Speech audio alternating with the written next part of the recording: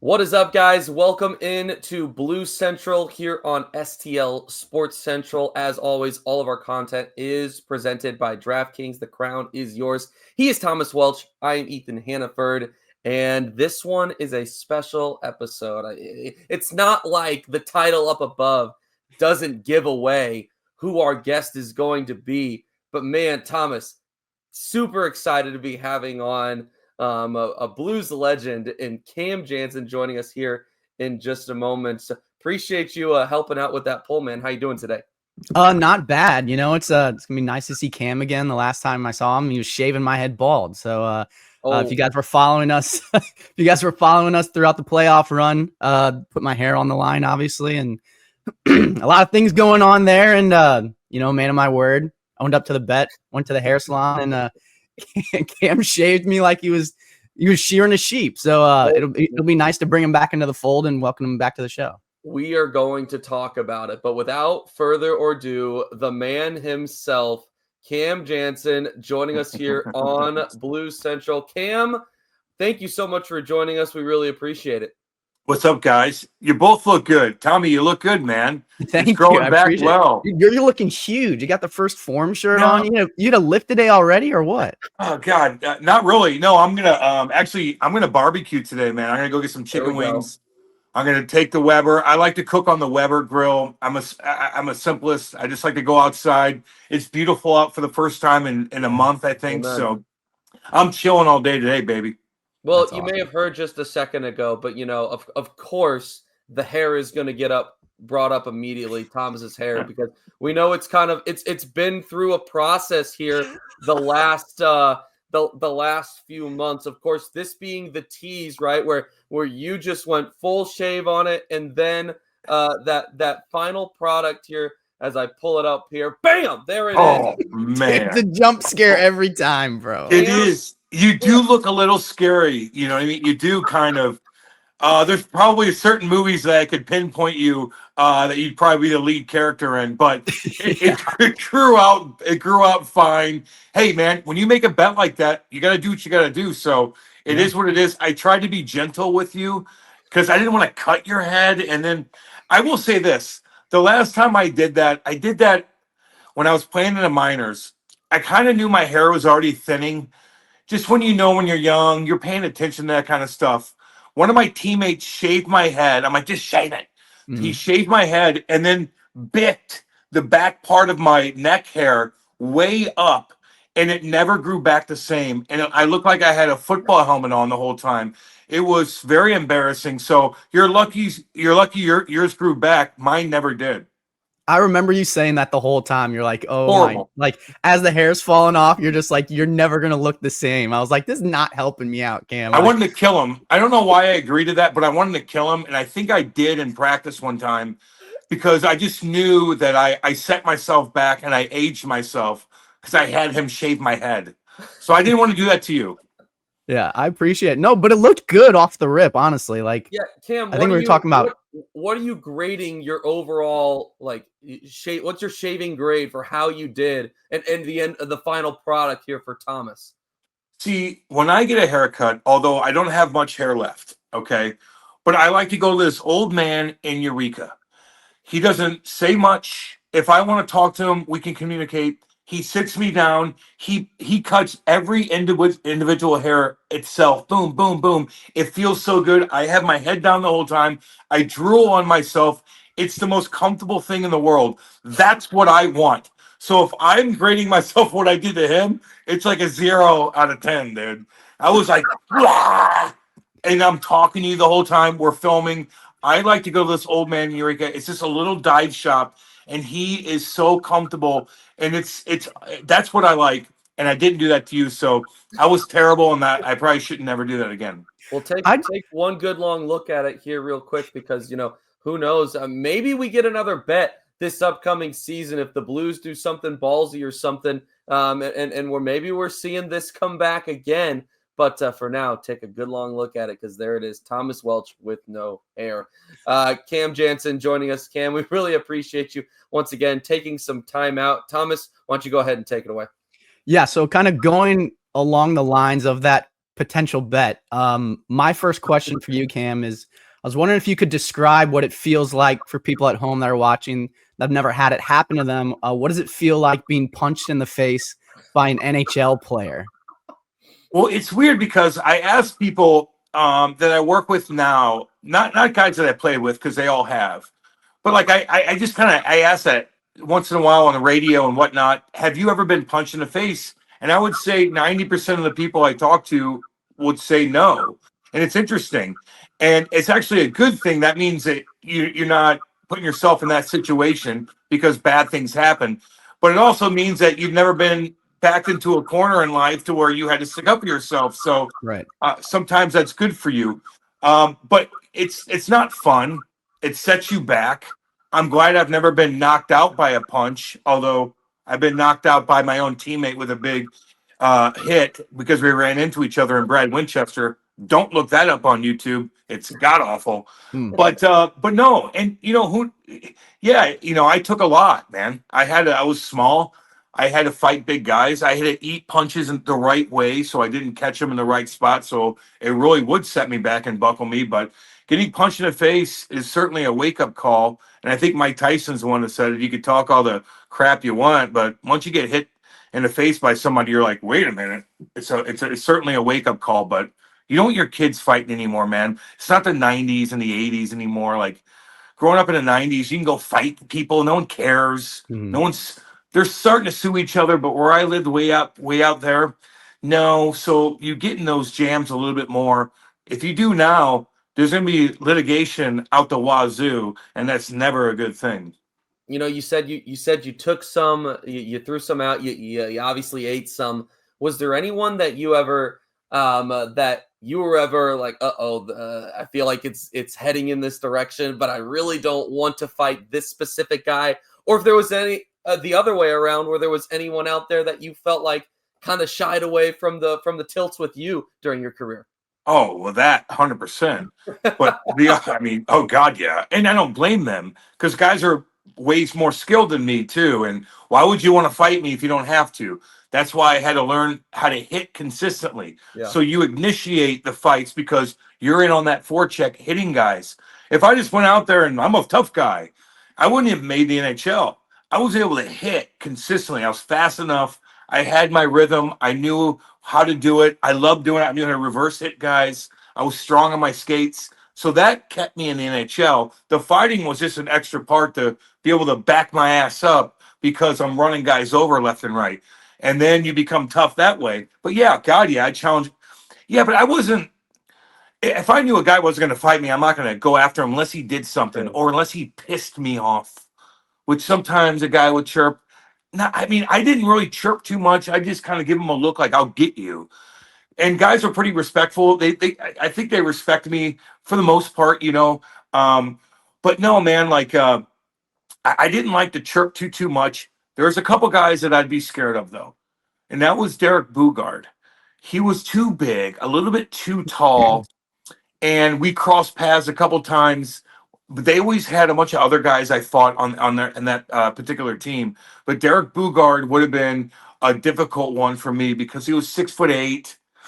He was knocking guys out left and right. I would have really had to eat a couple uppercuts, which are always hard to deal with when you're, 5'11" and trying to fight these guys. So he would have been very difficult for sure.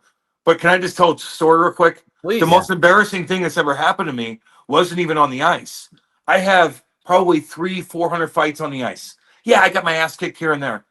But when I was in Windsor playing for the Spitfires in the OHL, I was 16, 17 years old. I'm beating guys up. I'm getting attention. The crowd loves you. We're going to bars in Windsor, walking right in, high-fiving people. All my buddies back home are going to high school park. Are you mom and dad home? We're literally going to bars in Windsor like we're big dogs. We're children. And then I hanging out with a bunch of girls. I see these big boys come from Detroit. You could just tell they're older crowd. And they were talking to the same girls as we were. And I'm like, what are you going to do? They start coming at us. And I'm like, I'm the tough guy around here. I went outside in front of all these girls and a couple of my buddies. And these Michigan guys beat the piss out of me so bad. They had cauliflower ear, didn't notice it. stupid. They choked me like this, and then let me go. And I'm like, ah. The girls were crying. It was such a wake up call. Sit down, Cam, regroup, humble yourself, get home, suck your thumb. I don't give a shit. Get out of that situation. What a story. What a story. Horrible. Learning opportunity, it sounds like, though. Yeah, and certainly. that kind of lines up with talking like the lack of experience in fights, because I've been in like really like one fight in my whole life, and it was in like 7th grade. One more than And me. It was just me standing up to a bully, right? So in my mind, like even leading up to this, you might not like this, Cam, but I'm gonna bring it up anyways. Even leading up to this interview, I was thinking like, like how people see like Randy Orton, St. Louis legend, in public, and they're like, God, it would be awesome to get like RKO'd by him. I feel like it would be like, obviously not like a scrap on the ice or something, but if we were both wearing headgear and like boxing gloves, I feel like it would kind of be an honor to get punched in the head by you. But I also don't know, with my experience. That's such a dumb thing to say. I'm sorry. I love you. You got good hair. You're a sweet, like, the Blues. I get all that. Don't even think that way. You don't want to mess your head up, man. Yeah, that's like, yeah. I got invited to do a bunch of weird things throughout my career, and after my career, to fight people in charities or whatever it was. Like, they wanted me to fight Jake Paul before Jake Paul was him. Mm. I remember I'm like, what? Like rough and rowdy stuff, kind of. I was like, is this guy gonna knock me out in front of everybody? I don't need that. I need to be normal. I can't have another one of those, Yeah. I've had a couple I've had so many collisions. Like, knockout wise, it's only really happened once. But some of these fights, man, you get caught and you go black and you're like, where am I? Like, that's a knockout. For a normal person, they'd be down and buckled. For me, I was able to figure out how to stand that and be able to know where you're at, and kind of just like train yourself to stay on your feet without going down. If any of you guys got rocked right now, if I just went bam to your back, you'd be like this, woo, and your normal sense would to buckle, right? Like, it is what it is, and rightfully so. And don't think you're in like your own category. Everybody's like that. There's only a handful of guys that know how to eat punches, man. So, but it's not a good thing. You don't want to get punched. I'm not going to do that to you. I'll shave your head maybe again. Yeah. That's it. All right. I'll hold you to the shave in the head. But yeah, I feel like it's almost like the conversation of like when you ask like MLB players, it's like, oh, like, can a baseball fan go in and get a hit off of like an MLB pitcher? It's like, yeah, never in a million years. No. I feel like you might dribble one. You might get contact and dribble it. You're not going to keep up with anything, and you're not going to keep up with, thinking you're going to be a little slot receiver in the NFL. And some of these big boys, they're going to knock you. They're going to kill you. They're going to crack your sternum. So maybe golf, where you could get lucky and have a good round against somebody, right? Mm-hmm. Golf's my favorite sport right now, besides hockey. Just so you guys know. How are you playing? What's your handicap? I'm okay. Okay. Listen, I'm good for tournaments. I'm like 19, whatever it is. I'm still getting my groove. Not very good, but I love it, and I still watch it. It relaxes you, man. It really does. Like, it is like living on a golf course. Like, I see the golfers all the time. You're golfing all the time. That is no wonder all these guys do it. When I was young, my dad never got me into golf, any of that stuff. They didn't golf. We lived way out there, man. They didn't even know what golf was, probably. But once you start playing and you're hanging out with all these guys and that's all they do, you golf with them and you're like, these courses are beautiful. This is such a cool sport. And when you're good, you could do that for a long time. And people like look at you like, wow, he's a good golfer. You could do any other sport. You can go play basketball. No one cares. If you're a good golfer, people talk about you, even if you're not a pro. There you go. You heard it right there. I want to shift here a little bit more back towards the playing career. Obviously we know now there's so many big names that have come out of St. Louis that are playing right now. I mean, I think it was last year, The Athletic put out an article of like best lines, like based off of their hometowns. And St. Louis was like one of the top ones, right? I mean, obviously the Kachuk brothers help with that a little bit, but there's names that go just beyond that. You being one of the first guys to get to the NHL and have success here from the city, how much did it mean to you being able to play for the Blues and spend a good portion of your professional career here in St. Louis, knowing that you grew up just a handful of minutes down the road? I mean, unbelievable. You know, I didn't even know, like growing up, Pat LaFontaine grew up here. Like I didn't know. So I always thought I was the first one born in St. Louis to make it. But then you realize he did. And he left at a very early age and whatnot. But born and raised, like I made it. Like it happened really fast. I was playing roller hockey way out honestly, in the middle of the woods, and they paved our street. And I went out there and we were in the basement. And that's how I started. I never even skated. People were like, "Oh, you skate on the ice." Like, you can't skate on the ice in St. Louis. You're going to drown because there may be 3 days throughout out the year. Maybe winters are a little bit different. But I rollerbladed. Then I started house league at like 10 years old.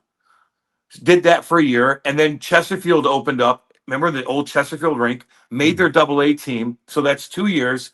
And then a year after that, I made AAA. And then I played that until I was 15 and made junior North American League. Drafted me for the St. Louis Sting. And then the Windsor Spitfires drafted me. So it went boom, boom, boom, boom, boom. Just started skating in my basement. But I played every other sport: baseball, soccer, wrestling, track, cross country, football, did all that stuff to stay in shape for hockey. But I didn't start hockey until a late age. It was really weird. And I got into it and I learned how to stop. That was a big thing. So all you parents out there, just so you know, I loved going to the games, seeing Brett Hall, Chaser, Twister, obsessed with all of them. I'm like, what is that? I want to be you so bad.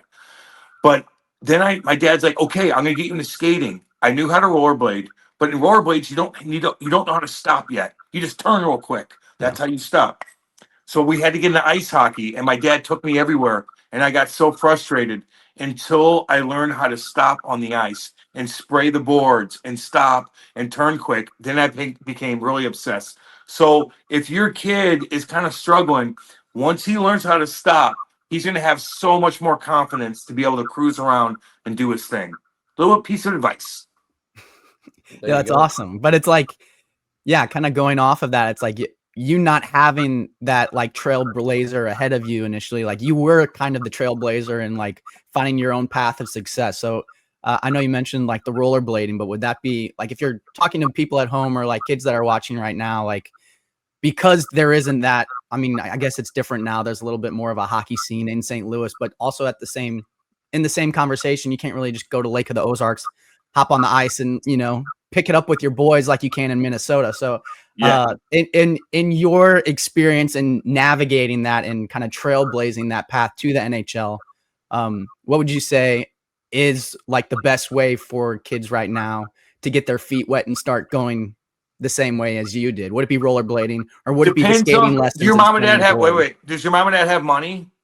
Your mom and dad have money? If they got money, there's a million different things. Yeah. If your mom and dad have money and you could drop your kid off at 6 o'clock in the morning, pick them up. The wife doesn't work, she can go pick up, blah, blah, blah, blah, blah. The husband has that helps. But if you don't, you have to get rollerblades, find a little room in your house, do as much stuff at home as possible, learn how to work out at a young age, learn how to do your first 3 steps. Everything is your first 3 steps. Like, if a lot of kids have skill, they learn, they shoot, they stick handle, blah, blah, blah. How fast are you getting from here to there? That's all it is. Real quick, if you have your first 3 steps where you could really gain an advantage of getting to a puck quicker than somebody else, and you work on your skill. So how are you doing that? Can you go hire a trainer? Yeah, it costs a ton of money. Can you go to, Centene and work out and do it? Yeah, it costs money. But if you don't have money, you have to find a way in your basement, at your house, to do things on your own. Now, your kid has to want to do that too. How do you convince him to be able to be disciplined enough to be able to work out? I loved it. I was obsessed with it. I couldn't afford to go everywhere with all the, and a lot of stuff wasn't around back then. Yeah. Now you have any option you want. So I don't mean to throw that out there, but it does help. But if you don't, if your parents are struggling, and God, because it happens a lot where your kid's pretty good. Is he into it? Is he not? Your parents are bitching at each other because of money and time and this and that, because hockey takes a lot out of you and your family. So if you have to do what you need to do at home, you have to find a way to just shoot pucks, learn how to do stuff. Watch the game. By the way, does your kid watch the game? Does he watch highlights? Yeah. But does he watch how that play was developed? Did he see the forward in the corner spin off that guy and make a little play in the slot? So they made a nice breakout pass to be able to set up that goal. Like little things like that. You got to be disciplined. I know I'm all over with that question, but it's very complex. It really is. No, Yeah. it's a good answer. And even watching that film, kind of building like that hockey IQ, which we obviously know is extremely important to Doug Armstrong. So I think that kind of falls right in line. Like you can be as good of a player as you want, but if you don't have high hockey IQ, then a lot of those will probably flare out at the NHL level. You got to see how the play develops. When you want, I was blessed to be able to do radio the past couple of years. And listen, when you're upstairs going to games, like I'm talking to people, blah, blah, blah. Like, am I watching a game at times? No, because I'm hanging out and doing whatever.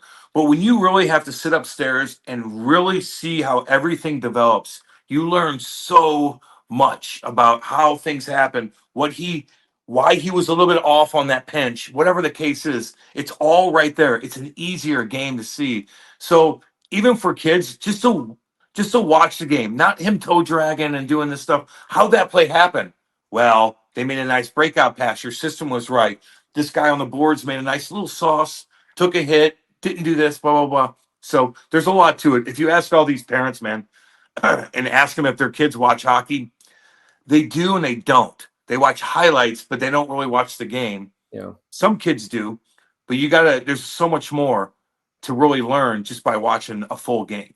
And there's a difference, like we're talking about, between watching Instagram reels and TikToks of like Pavel Barber or like Zach Bell scoring lacrosse goals and really sitting down and watching film and breaking down like how a goal happened. Like you're saying. How do you get the puck out of the zone? Right. What do you do in a neutral zone? He picked a guy or whatever. I mean, little things that you could just learn. And if you knew that and you're going to try out as a kid, like if you're not as skilled as maybe this other kid, but you do those little things that all those big dogs are watching.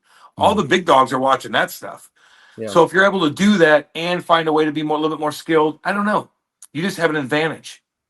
I want to turn back the clock here to February 26th, 2008. I imagine you're either on the road or you're sitting somewhere in New Jersey and you get a call that you're getting traded to your hometown team. What are the thoughts? What are the emotions? Is it, I'm sure there's a lot of excitement, but you're also leaving your teammates. Like take me through the mindset of Cam Janssen finding out he just got traded to his hometown team. Well, I was playing with the Devils. I was a young kid. And I came on the scene hot. And I was fighting guys and I got a bunch of attention. And then I ripped my shoulder out against George Peros in Anaheim. He stepped over me kind of and we're fighting and I just ripped it out. Horrific feeling. So I was out all year grinding it. I was by myself. I had my own house. I was like 20, 21, 22. I mean, I had no guidance. They're on the road. You're not supposed to be around them when you're injured, like the team. So I was lonely, hanging out with my buddies, playing video games, eating painkillers. Oh, God. So I was in a down and out spot. I'm getting my ass kicked every single day by the trainer, Mike Vasilani, who I love. But I was in a really weird spot, man. I really was. Everybody was doing things. There's another kid on the team that was fighting, and I'm watching the games, and I'm like, oh, my God, I'm never going to play again. You just are a young kid, and you're going through a lot of emotions, and you're on all kinds of different things, and you're just trying to get where you need to go. So I was weird. So finally, Lou Amarillo came down. I'm practicing, just getting bagged every day. And he calls me over and goes, I need to talk to you. First, he said, your face looks fat. Which I was like, although I love him so much and we have a great relationship, I think he was just toying with me. Mm-hmm. And he brought me up because I know he did me a favor. And he brought me up to the office and said, I traded you to your hometown. And I'm like, hell yeah. And I'm like, wait a minute, calm down. These guys drafted you. You don't act too excited like you're leaving. But on the other hand, I was miserable because I was injured all year. I knew I probably wasn't getting back in the lineup. Their team was unbelievable. And I get to go home and I have a house next to my parents already, right next to my parents. So I'm right there. All my buddies are there playing for my team that I grew up watching. Like, oh my God, I was ecstatic. It was great. It was great. Those have to be similar feelings that Zachary Bolduc's feeling right now, kind of going home to Montreal and getting a chance there. And he's going to score play 30 some more probably. minutes. Oh my, his game was so phenomenal. I was just like, awesome. That trade sucked, but at the same time, it's like you get It's all why. good. But also, it's gonna be so fun to watch him, like, because a bunch of Montreal fans on Twitter are like, "What are we getting? Like, who are we getting?" I'm like, dude, you are getting a stud. Like, he plays too. He's like 175. He plays like he weighs 220. Like, no, awesome. He's bigger than that, dude. I remember traveling with him and seeing him like walk on the plane, and like he's a big kid. Mm-hmm. He's bigger than you think. 170. Yeah. No. I thought he was listed like 180 or something. Then that's completely wrong. He's way bigger than that. I swear to God. He's the nicest kid ever too. Like a real handsome. Oh God. Oh Jesus. He'll be all right over there. The girls up there are gonna like him. Yeah. He is a sweetheart of a dude. Nice guy, very like respectful, there's little things that you realize when you travel with the team. You really get to know the guys and how they act in certain situations. When you're delayed on the plane and stuff's going down, you get your ass kicked. You got to walk back to the hotel, and then the thing's not right, and this is not right, and you just see how everybody reacts to different things. So you can really have a good guidance on who's who in different situations, besides seeing them maybe at Walmart or something. You know what I mean? Mm-hmm. But he's a good kid, and he's probably going to score 25, 30 goals. They're going to love him up there. Yeah. He's just got to play it cool. Yeah. I think they're already talking about him potentially like making a push for top 6 minutes, like out of training camp. So I love it. He'll get opportunity. And if he doesn't, he doesn't. But he's got to get quicker. Just like I said with the 3 steps, man. Like his first 3 strides needs to be quicker. That's a hard thing to train for, man. That's like explosive, off boxes, jumping on different things, one-legged stuff. That's the hardest thing to do as far as workouts are concerned, besides cardio. Yeah. So kind of segueing off of that, and another young guy for the St. Louis Blues this season, Jimmy Snuggerud. Obviously, it feels like the team loves him and has like high hopes for him being like essentially the next star of the St. Louis Blues. But at the same time, you don't want to put all of that pressure on him. But also at the same time, like it seems like a lot of people are expecting him to play first line minutes for the majority of this season with Robert Thomas. So that pressure's already there. If he's getting that action on the first line, what do you think he needs to focus on and really perform in to be most successful this season? Yeah, he's the biggest question mark going, in my opinion. You're already slotting him on the first line. Like, was he great last year? Yeah, he was good. He was good. I mean, he's got a lot to learn. I remember watching games where he was a little bit there, and I remember watching games where he made really good plays where he snuck up behind somebody, lifted his stick, made a little backhand sauce pass to somebody in the slot, and they made a play and scored. Like, oh, whoa, there it is. But this is a lot of, just like you said, man, it's a lot of pressure. So this is going to be interesting. Of course, Mayu's another one. So those two are the biggest question marks to see where they're at. I mean, do I think that they're going to be okay? Sure, but it's just going to be tough to keep up with Robert and Bucci on that line. But on the other hand, if you're a skilled kid, those are the easiest players to play with. You're going to get the puck, get that damn stick on the ice, and just sometimes you're going to have to go do the dirty work. Sometimes you're going to have to go in and muck it up and get the puck, give it to Robert Thomas. Now you got to get open. You got to find where he's going to find you with the puck. They're both going to try to find you everywhere because you have a good shot. You have to play off of them, but you can't just sit around like Hawley did back in the day. You ain't Hawley. So you're going to have to go in there and grind it out and help them get the damn puck. That's the hard part. Yeah, sure, sit around. That's what I do in the alumni skates. I wait around for Andy McDonald to give me the puck, and I shoot in a slot like I'm Ovi. No, Snuggerud's going to have to do some dirty work and find a rhythm to where, you're doing stuff defensively, but you're always ready for that shot because those two are going to find you. So this is going to be interesting to watch. He's certainly a question mark, but he's got some really good skill. He did play pretty damn good last year, especially throughout that run and whatnot. So we'll see what happens. You look at this team that just widening it out to the team as a whole and the way that they were able to finish off last season. Obviously, so many positives to take away from a painful finish, Red. I mean, you look at how the team played down the stretch, how some of those young guys stepped up. And then you carry that into this year with the offseason transactions. You bring in a guy like Pius Suter and Nick Bjugstad to beef up the center position a little bit. You're going to have a healthy Dylan Holloway. How do you look at this 2025-26 Blues team? What's the expectation? What's the overall solid? Look at this team. Solid. They look solid. They're solid up and down the lineup. Do they have monster superstars? No, but you got solid guys up and down the lineup. If Bjugstad plays the way was able to complement that fourth line like Foxa did with Walker and Toropchenko, like you got to look up and down the lineup. They all contribute. That fourth line, man, watching them every single shift, they did something. Like they were very competitive. They scored big time goals. They changed the way the rhythm was going throughout the game all the time. They won big time draws. Like if he's able to do that, like the forward line, they're pretty. It's pretty solid. Like it is. You could throw any line out there and have skill, and they're very defensive minded. Montgomery is certainly throwing that into their brains, like, hey, you got to get back. We're not loafing around, and you've seen that throughout that last 20 games or whatever it was, where they completely dominated against really good teams too, and kept them in the mix. They played Winnipeg Jets hard in the playoffs, although even when Jordan Kyrou got rocked by Stanley, set him back. Like, when you get hit like that, guys, I'm telling you, dude. Oh, like, and he got up, went right to the bench. Like, man, Kyber's tougher than you think. Like, he is. So the Blues did such a good job, and they were this close to going to the second round. Who the hell knows what would have happened in the second round? So I think they're going to be solid. I'm interested to see how Snuggerud's going to look on that top line. Where are you going to put him? Texier and Joseph, where are you going to slot them with Sundqvist? I don't know. Rotate them in. There's going to be injuries. How's Logan Mailloux going to do? I'm excited about Tyler Tucker.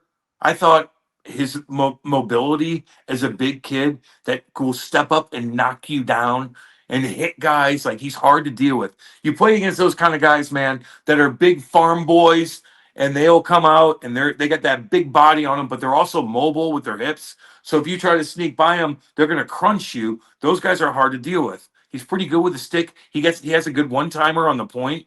I don't know, man. I'm pumped up. We got a great goaltending situation. I don't know. What do you guys think? You're talking to the fans. Aren't they excited about this year? I think so. I think so for sure. And I think you made a great point about Tyler Tucker too, because he is, like, on paper, you're like, oh, he's a huge kid. He's going to crush you into the boards, and all his highlights are like fighting people, right? And then you watch him not play a good fighter. He needs to work on that a little bit. But I don't care. That was going to be my next. Beat him up. Schedule one-on-one. Yeah, that was going to be my next question. But he is, like, he's sneaky offensive, like that one timer from the point and, like, finding the back of the net. I think he had some crazy success in juniors in his goal scoring tallies. But that was going to be my next question, is, like, obviously when you think of Blues enforcers, you kind of think, like, the first guy is Braden Shen, right? But as he's getting older and, like, you want to save him and save the gas in his tank for the playoffs. And obviously he's going to play through, like, anything that he gets, right? He's captain material, leadership as much as you like. But if it's starting to feel like Tyler Tucker is stepping more into that enforcer role of, like, stepping into fights when he's asked to. But like you said, if he's not a good fighter, what does he need to do to take that load off of Braden Shen's shoulders? Or do you think he should just stay out of it and let Braden handle everything? No. I wouldn't want Braden. I don't want Braden fighting anybody, man. Right. I like the passion, but I want him to play, and we need to conserve his energy. You're absolutely right. And do fights take that much energy out of you if you're just throwing two punches and falling? No. But you can hurt your hand. Mm-hmm. You can get caught. You can hit your head. Like, it's just, and you're out for 5 minutes. We need you on the ice. So there's a lot that goes with it. So Tucker would be number one. If things are getting out of hand, Tucker would have to be the guy to do it. I would say, other than that, up and down the forward group, Neighbors Walker is kind of scrappy. Walker, Neighbors will fight, but you don't want him fighting either. I would say Walker would be the next guy, but you just, when push comes to shove, it's going to have to be Tyler Tucker, which is fine, and he knows that. But there's not much of that going on anyway. You need to be team tough, man. It's not one guy anymore that takes care of the other monster. There's no monsters. Like, if you're playing Columbus and Matthew Olivier, who's the toughest guy in the league, in my opinion, comes out, like, he plays the game you're playing. He doesn't even run guys that much. Yeah. If anything happens, he's going to step up. But if I'm Tyler Tucker and I'm Walker and I'm Toropchenko, I'm running everybody and I'm pissing everybody off. And I'm looking at their bench like, who you got? Come out here. Now you're going to take stupid penalties. We play tough. We play hard. If we have to fight, we will. But I'm hitting you every single shift, and I'm pissing your team off. We're not even thinking about it. We're going to play our game. We're going to drive you guys nuts because we hit everybody. And it very much so to me felt like in the playoffs, we started to see that cat and mouse game that Tyler Tucker was playing before he got hurt, where I think he drew a penalty or two from the Jets because of some of that mindset, So you talk about what he brings to the game, right? When he's in there, all of a sudden, when he's on the back, that third line pairing for the decor. But he plays well too. But he plays well. Like, he moves the puck totally. well. He keeps pucks alive, and he'll hit you. Like, I was impressed by his game watching him, man. Like, he took a big jump from a couple years ago till now. Like, he really is way more mobile, and he makes plays. So I'm excited to see him and Mayu, man. Two big boys. Let's go. You mentioned Jordan Kyrou and the hit that he took in the playoffs a couple of minutes ago. And I'm curious, there was a lot of noise around if he could get traded this offseason. The Blues end up sticking with him now they're with him for the long term with the no trade clause. Obviously, we know the offensive game that's never been in question, right? I mean, the numbers have always been there. But in 2024-25, we see the defensive side of things and the 200-foot game as a whole continue to grow. What is your response to the fans that still are not sold on Jordan Kyrou, whether it be, because of what we saw in the playoffs, right, where he takes that hit and maybe he's not the same exact version? What's your response to the fans that are still a little bit hesitant because they haven't seen him yet do it in the playoffs? Who's saying that? You see that much? You've seen that many people saying that they want to trade Jordan Kyrou? Well, there was definitely a lot of commotion during the playoffs about if he could be the guy. And we had it in the chat here during our post-game show. Really? The lack of playoff numbers. Yeah, I think who are you gonna replace him with? Yeah, right. You know what I mean? Like, he's really good, and he's not making that much money. Like, trust me, that contract's gonna look really good. He could score 40 goals for you. He was plus what this year? He's changed his game. 20. Selfie vote. He's resilient. Does he ever get hurt? Plays every single game. Why the hell would you trade him? Why? Yeah, I think that's a big thing. I think that's a big thing too. Does he need to be? Wait, does he need to be better in playoffs? Sure, like they all do. Like, they should have been a little bit better at the end of that. He did score a goal. It's kind of goofy with Colt Parayko could shot it, but he probably was rocked, man. Like, who? Right. Like, I got to give him the benefit of the doubt on that. When you get crushed like that by a guy that's 260 pounds, like he needs to do a better job of being able to take that puck and chip it in without having Stanley kill you. Like, there's truth to that. But to say to trade him for who? He scores more goals than anybody. He's your leading goal scorer. Why would you do that? And his contract's set in. It's fine. Like, it's going to look good in years. Are you kidding? I don't understand that argument. Yeah, he needs to be a little bit better in the playoffs. Like, we'll see. But I don't know. I kind of brush that off if people are saying that. Now, you look at Bolduc, like, you're kind of tied up on the wings. Like, okay, right. You got this kid that's 6'5". He's a right shot. He's a puck-moving defenseman that has skill, and he's big. He got jammed up back in the day, and his draft lotteries dropped, rightfully so, with things that he did. He talked about it. So I don't know. Like, if you're going to take a risk on a trade, you trade a Bolduc, and you get a guy that's 6'5" right in defenseman that are so hard to come by. Right. That, I don't know. So Jordan Kyrou's he's in a good spot, man, and he's going to score you a lot of goals. He is. And it's obvious that he loves St. Louis too, which I think always plays into it. Like, he's been through some shit too, man. Like, he cried after he knew he messed up when he talked about Berube walking away. I saw that whole thing, and then Andy Strickland asked him, and no, he was emotional. Then what did he do? He went out there and scored a hat trick. Like, right. the fan base comes up and down with stuff like trade this guy, do this, do that. Like Always I looking for get it, scapegoats. Yeah. And they did do. They traded a winger, and they got a 6'5" defenseman that's a right-handed shot that's skilled, that's young, that got jammed up. So like people still don't want to touch him. So you got a better deal on him. I don't know. Yeah, but I agree with that for sure. Because like, how many people take that hit from Stanley and don't play after that? So like, there's something to be said even for, like everybody on Twitter putting an ice pack on. Exactly, that's a great point. So I think there's something to even be said for like him taking that spot in that lineup and going out there, even if he's not durable, dude. He doesn't miss out on. When does Jordan Kyrou miss games? Look how durable he is. Everybody says he's small. He is. Can you put more muscle on? Sure, we all can. And maybe that's not good for him. Maybe when he's one of the fastest, he beat Connor McDavid in a race. Right. Remember? And he's supposed to be the fastest guy in the NHL. Yeah. You're going to trade the fastest guy, our leading scorer, who's the most durable guy on the team, for what? Yeah. How do you replace those goals too? I mean, what are you doing? So we're talking about Kyrou and Logan Stanley and the big hit that he put on. But I wanted to see if you had like one hit or one fight in your career that kind of stuck out outside all of them. Maybe like, not necessarily like the biggest one, but maybe like your favorite. Not that you love just like burying people, but like the emotions, the passion, like maybe the instance in which it happened. One that just sticks out in your mind throughout your career. You were like, man, yeah, hit or fight, either one. Okay, the fight would be. So when I was young, I was 22 playing with the Devils, and I'm crushing guys. And we're playing the Toronto Maple Leafs, and I hit Thomas Caberlet late. It's all on YouTube. It's all documented. Just look it up. Mm-hmm. And I come down, I'm like, bam! And I crush him. And he's knocked out, and the whole game stops for 25, 30 minutes. Oh, God. And I'm a kid.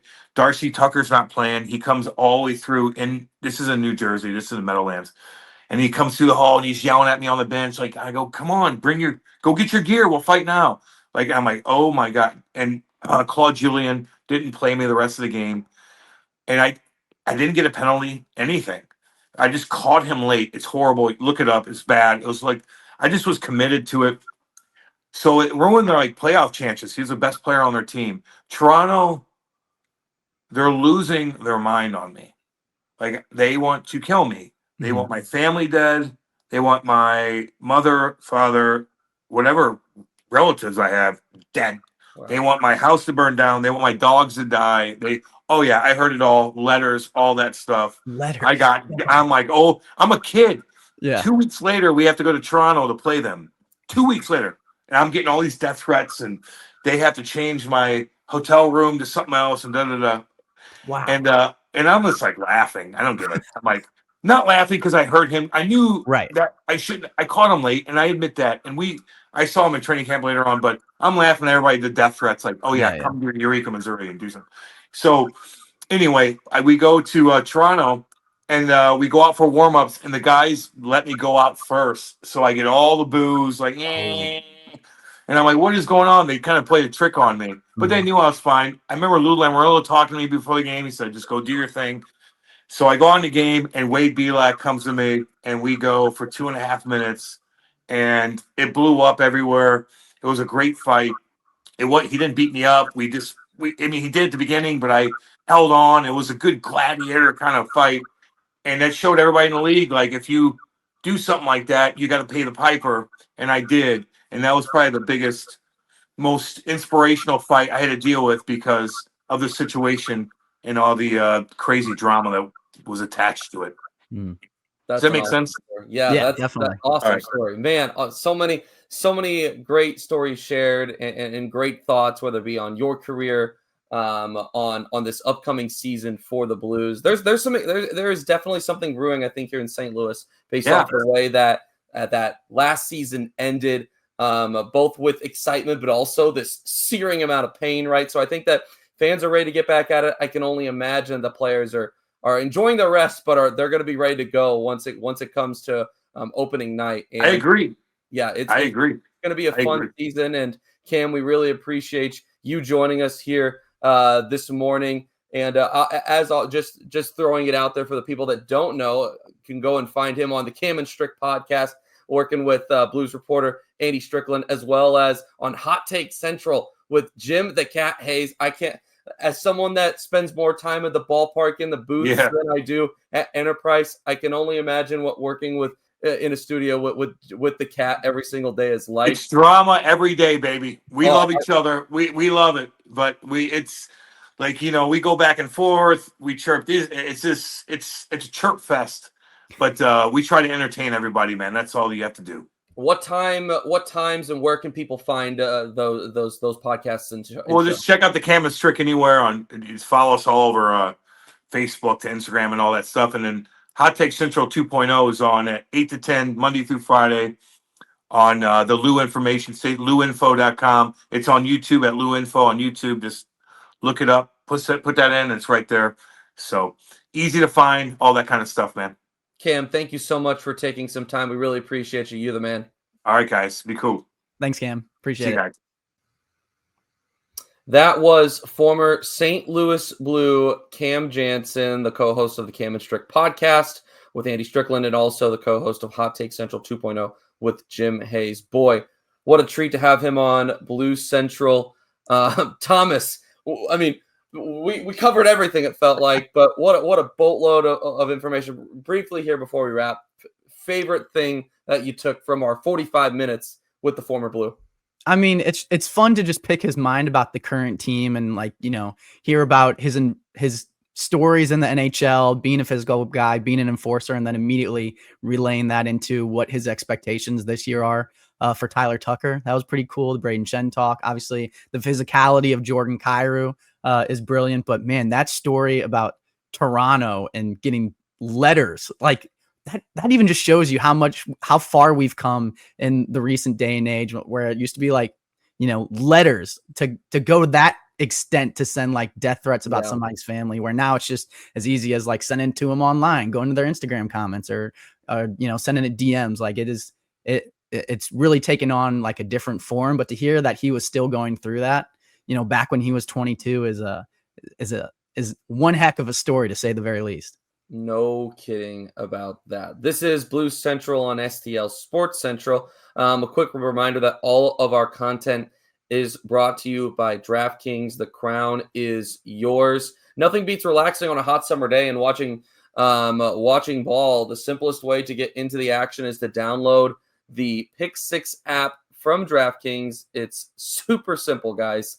Pick more or less on the stats for two or more of your favorite players, and boom, you're in the mix for big cash prizes. Pick 6 is available right here in Missouri. Don't miss out on the fun, and don't settle for a smaller payout. Switch to Pick 6, and right now, new customers can get $25 in bonus picks with their first deposit of $5. Gambling problem? Call 1-800-GAMBLER. Help is available for problem gambling. Call 888-789-7777 or visit ccpg.org in Connecticut. Must be 18 and over. Age and eligibility restrictions vary by jurisdiction. Pick 6 not available everywhere, including New York and Ontario. Void where prohibited. One per new customer. Bonus awarded as non-withdrawable Pick 6 credits that expire in 14 days. Limited time offer. See terms at pick6.draftkings.com/promos. Well, that just about wraps us all up here on this episode of Off-Season Blues Central. Before we wrap, just a quick reminder that if you haven't already, like and subscribe us right here on YouTube. And Blues Central is starting to have a little bit of their own action out there on the socials as well. I know Thomas has been working on a TikTok, so be sure. What's the username on that TikTok, Thomas? I believe it's St. Louis Blues Central. I'll have to double check. But go, if you're on TikTok, go and be sure to follow that for the latest comment and clips and whatnot from our different episodes and videos. Our podcasts, while they are here on YouTube, if you're on the go and you're not able to watch, you can also go and check them out on Spotify or Apple Podcasts or wherever you listen to your audio podcasts. That is an option for you as well. Did I miss anything, Thomas? Facebook page. We've been sharing all of our content there as well. So we're going to try to put some clips out from the Cam Janssen that you guys just listened to, because obviously he's an electric factory and gave us a bunch of good content there. So make sure you follow us, St. Louis Blues Central, on Facebook as well. Plenty more trying to hit you from every angle is what we're doing. Amen to that. Plenty more content coming this off season. We appreciate you guys joining us for this one. He's Thomas Welch. I'm Ethan Hannaford. This has been Blue Central on STL Sports Central. We'll see you next time.